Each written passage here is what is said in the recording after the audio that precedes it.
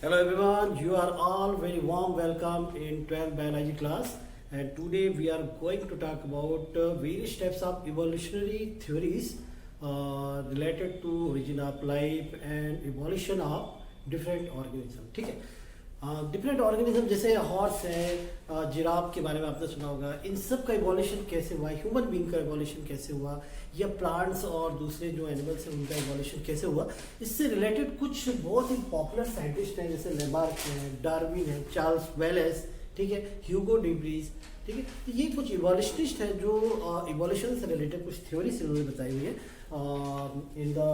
In the last class we had already studied discussed about all these theories such as Lamarck theory, Darwin theories, mutation theory, ठीक है।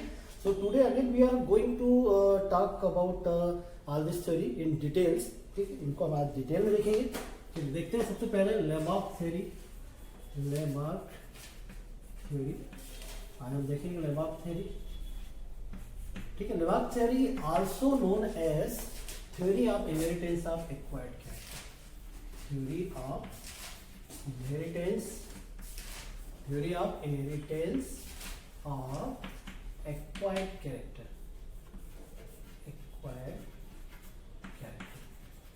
ठीक है।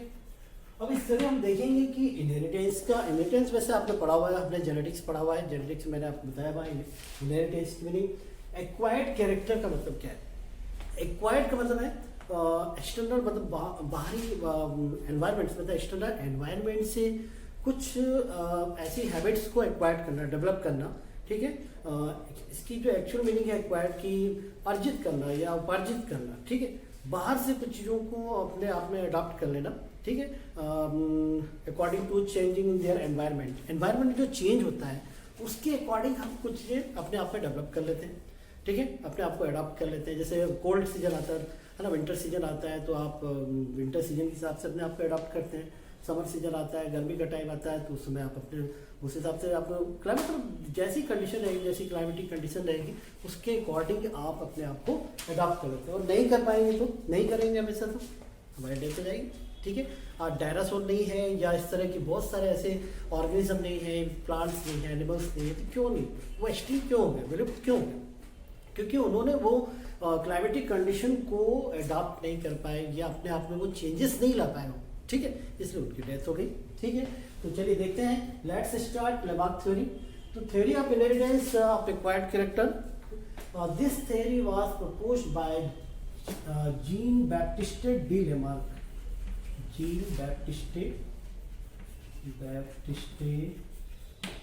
D Lamarck, इस scientist का नाम है। इन शॉर्ट में आप सिर्फ लेमार्क के नाम से जान सकते हैं, है ना, क्योंकि लेमार्क एक बहुत पॉपुलर नाम है और लेमार्क के नाम से ही जाना जाता है जनरली। तो लेमार्क के नाम से आप जाने, इनका पूरा नाम जीन बैप्टिस्टे डी लेमार्क, ठीक है। He published here thought in his book philosophic zoology, ठीक, इन्होंने अपने थॉट को इन्होंने एक बुक पब्लिश की थी जिसका नाम था philosophic zoology,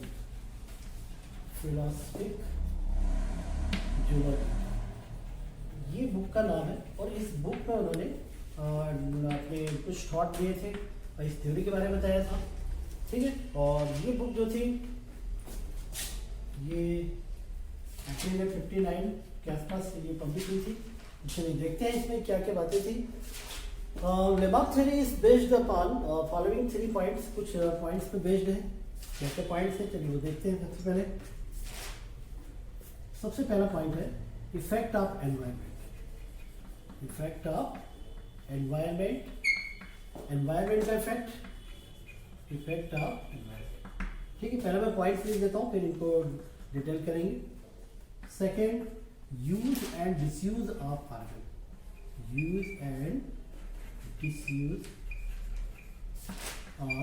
organ, and third one is inheritance of acquired character, inheritance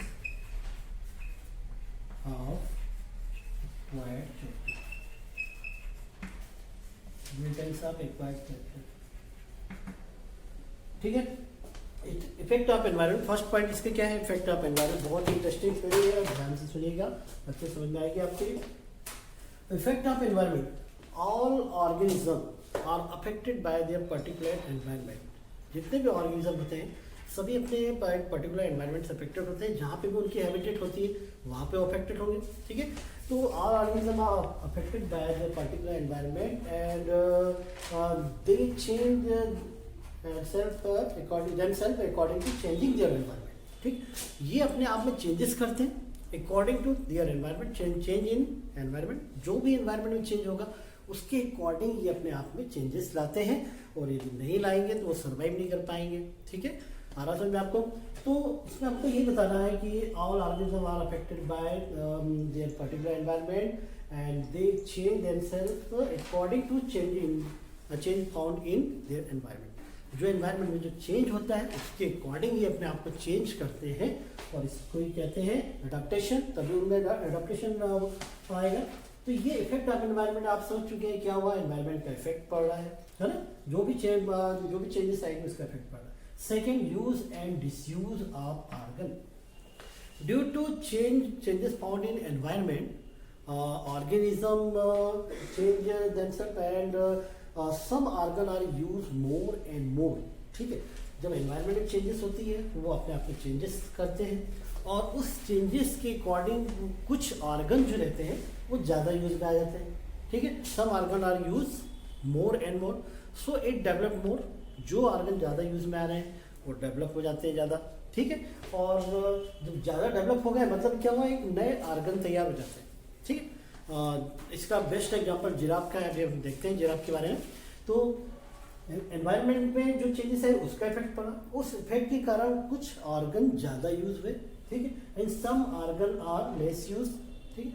those organ which use more and more, so it develop more and converted into new organ और acquired organ, ठीक। ऐसे organ जो ज़्यादा use हो रहे हैं वो ज़्यादा डेवलप हो जाते हैं। सपोज हम अपने दिमाग का ज़्यादा यूज़ करेंगे तो ज़्यादा डेवलप हो जाएगा। हम अपने हैंड राइटिंग वर्क ज़्यादा करेंगे तो हमारे हाथ में मतलब हैंड राइटिंग हमारी अच्छी हो जाएगी, ठीक है। हमारी चलने फिरने दौड़ने की आदत जितनी हम जितना ज़्यादा यूज़ करेंगे, ये सब वर्क जितना करेंगे उतनी हमारी हैबिट डेवलप होगी, ठीक है। असल में आप बिल्कुल ऐसा मत सोचिएगा ज़्यादा दिमाग का यूज़ करेंगे तो हमारा दिमाग खर्च हो जाएगा ना।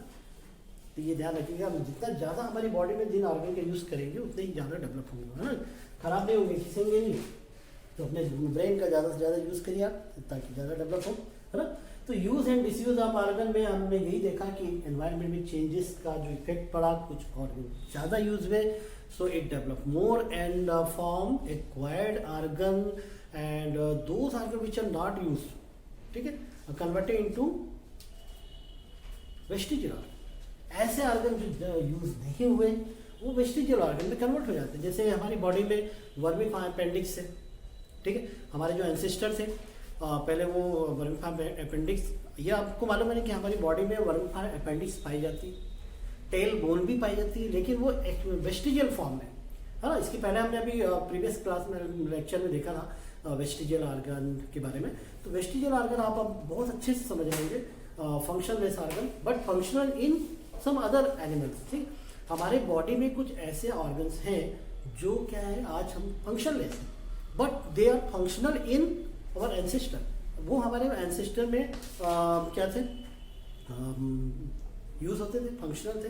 तो अब नहीं हो रहे हैं, क्यों नहीं हो रहे हैं, क्योंकि वो अब उनका हमारी बॉडी में काम नहीं है। सपोज हम वर्मिफाइम अपेंडिक्स की बात करें तो हमारे जो एंसेस्टर थे, तो एंसेस्टर क्या करते थे, उस समय लीफी फूड ज़्यादा खाते थे, जंगलों में रहते थे, फॉरेस्ट में रहते थे, है ना। और उनको लीफी फूड खाना पड़ता था, अनकुक्ड फूड खाते थे वो, ठीक है।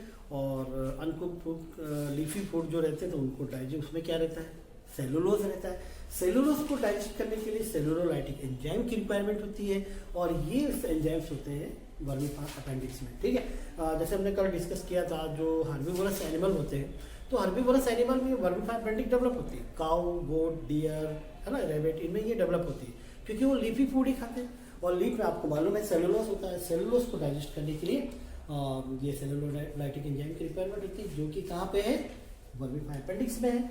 तो हमारी बॉडी में इसका यूज नहीं है, इसलिए वो वेस्टिजियल फॉर्म में। तो जो ऑर्गन यूज नहीं आता, अब हम यूज नहीं करते, इसलिए वो क्या हो गए, एक्सटिंक्ट हो गए या वेस्टिजियल फॉर्म में कन्वर्ट हो गए। तो ये आपको समझ में आ गया होगा, यूज जो ऑर्गन यूज हुए वो डेवलप हो गए, और क्या फॉर्म कर लिए, वो फॉर्म कर लिए एक्वायर्ड ऑर्गन, ठीक है।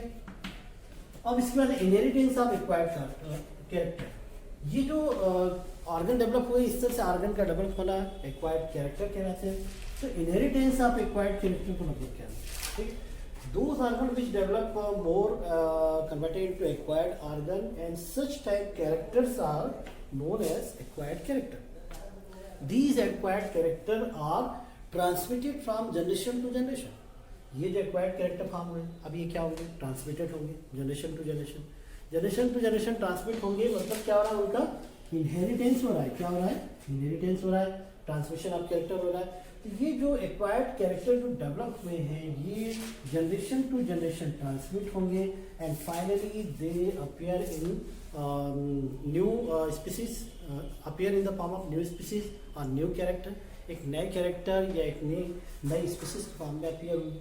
तो ये हमने देखा कि किस तरह से एक नया कैरेक्टर, एक नया ऑर्गेनिज्म डेवलप होता है। हम बात करते हैं, इसका बेस्ट एग्जाम्पल है जिराफ, ठीक। इसका बेस्ट एग्जाम्पल क्या है, जिराफ है। और जिराफ में हमने क्या देखा है, आपने डायग्राम देखा होगा जिराफ का।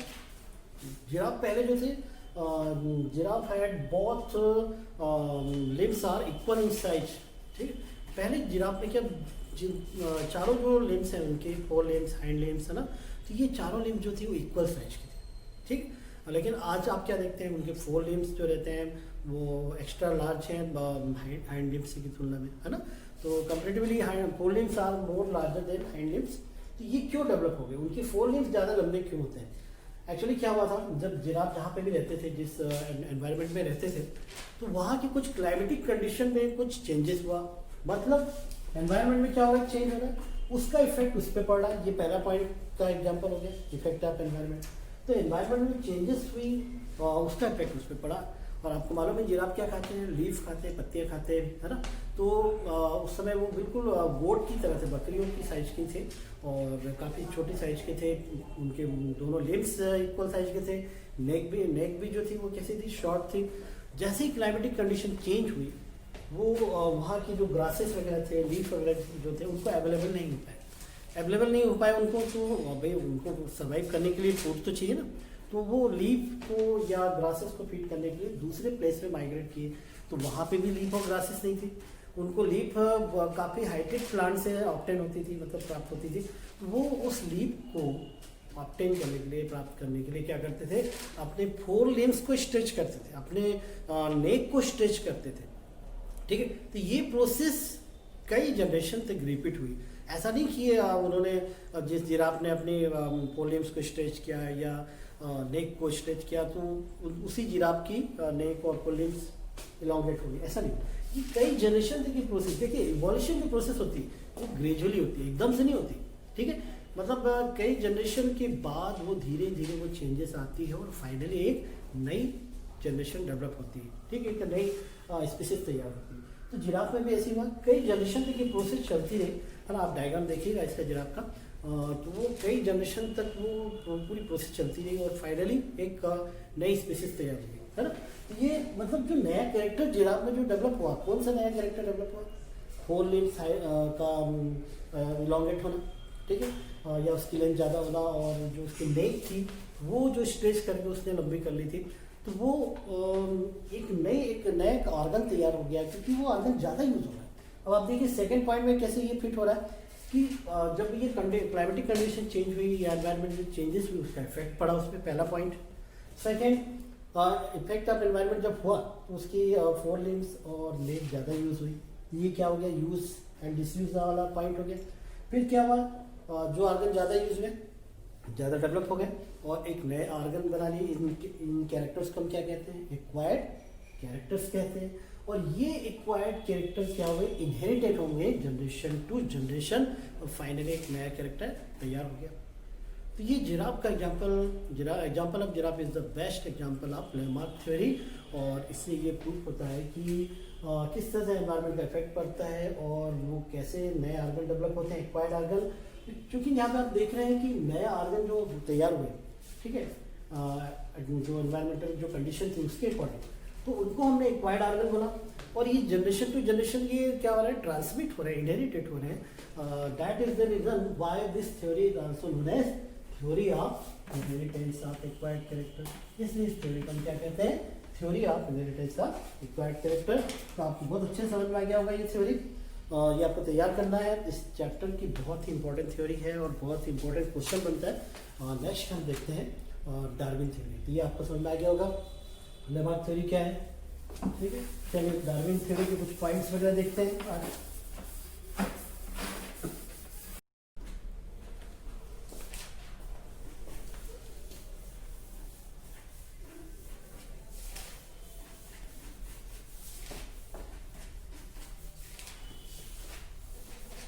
चलिए नेक्स्ट देखते हैं, व्हाट इज नेक्स्ट।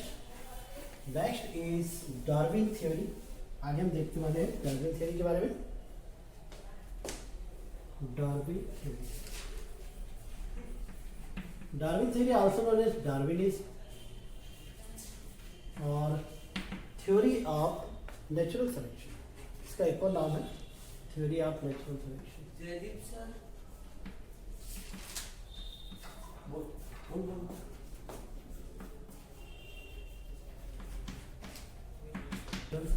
ठीक।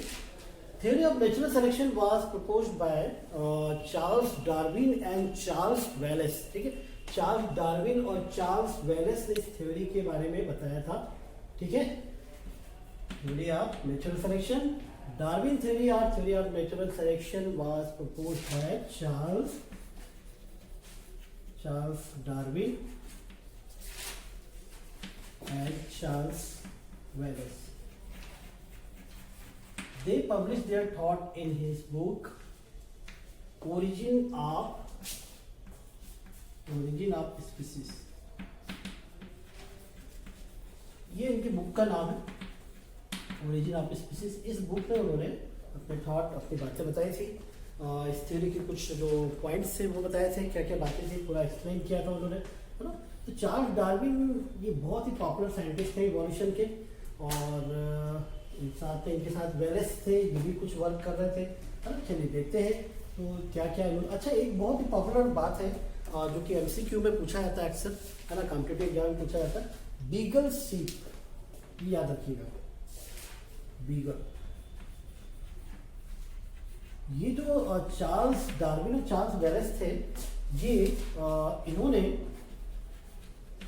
जो उस समय की जो एनवायरमेंटल जो कंडीशंस थी, जो सिचुएशन थी, जो चेंजेस वो देख रहे थे एनवायरमेंट में, उसकी स्टडी करने के लिए उन्होंने एक बीगल शिप लिया था, जहाज लिया था। और उस शिप में ये पूरे मतलब वर्ल्ड, अराउंड द वर्ल्ड, ठीक है, इन्होंने पूरे वर्ल्ड की यात्रा की। और उस यात्रा में, उस जर्नी में उन्होंने जितने भी ऑर्गेनिज्म पाए जाते हैं एनवायरमेंट में, चाहे प्लांट्स हो या एनिमल हो, उन सब की ये स्टडी कर रहे थे। उनमें वो चेंजेस देख रहे थे कि किस तरह से वो डेवलप हो रहे हैं, किस तरह से चेंजेस हो रही है पाई जा रही है उनमें, या किस तरह से उसमें वेरिएशन हो रहा है, ठीक है, या किस तरह से उनका इवोल्यूशन हो रहा है, ये सब वो स्टडी कर रहे थे। आज भी आपको बहुत सारे ऐसे चैनल्स हैं जो जियोग्राफिकल चैनल होता है ना, डिस्कवरी चैनल आता है, और भी बहुत सारे चैनल अब आ गए। तो उनमें आपने देखा होगा कि कुछ आपको दिखते हैं बहुत सारे साइंटिस्ट लोग, आपको लगता है कि वो ऐसे घूमने फिरने आए हैं, ऐसे टाइम पास करने आए हैं, लेकिन एक्चुअल वो साइंटिस्ट रहते हैं और इवोल्यूशनिस्ट रहते हैं वो भी। और वो ये सब देखते रहते हैं कि ऑर्गेनिज्म में किस तरह से उनमें हैबिटेट होती है, उनकी लाइफ साइकिल किस तरह से होती है, उनका रिप्रोडक्शन कैसा होता है, किस तरह के हैबिटेट में वो सर्वाइव करते हैं, ठीक है, या जो एनवायरमेंटल जो कंडीशन जो चेंज होती है उनका इफेक्ट उनमें किस तरह से पड़ता है, और वो किस तरह से फॉलो करते हैं उसके अकॉर्डिंग। तो वो सब वो स्टडी कर रहे थे। तो ये बीगल शीप का नाम आप याद रखिएगा, ये ऑब्जेक्टिव पूछा था, एमसीक्यू में पूछा था अक्सर, ठीक है। चलिए देखते हैं। तो Charles Darwin and Charles Wallace proposed theory of natural selection in his book Origin of Species। ठीक है, this theory is based upon following points. कुछ पॉइंट्स इस थ्योरी के, चलिए देखते हैं क्या क्या पॉइंट्स है। फर्स्ट पॉइंट है over production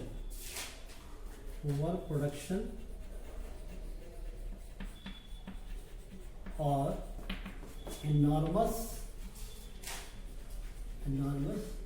fertility power।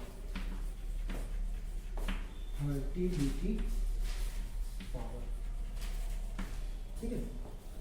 Second है इसका struggle for existence. Struggle struggle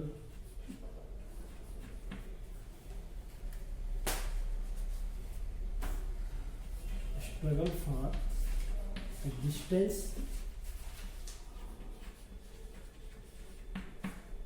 ठीक है। थर्ड है variation,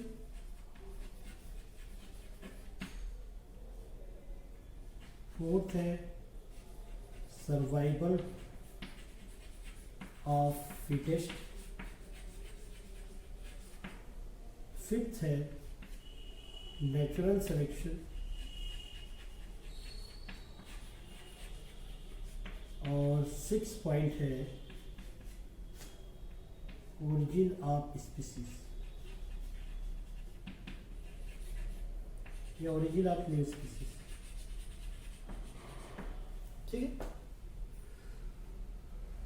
Theory of natural selection is based upon following points: overproduction or enormous fertility power, struggle for existence, variation, survival of fittest, ठीक है, natural selection and origin of new species.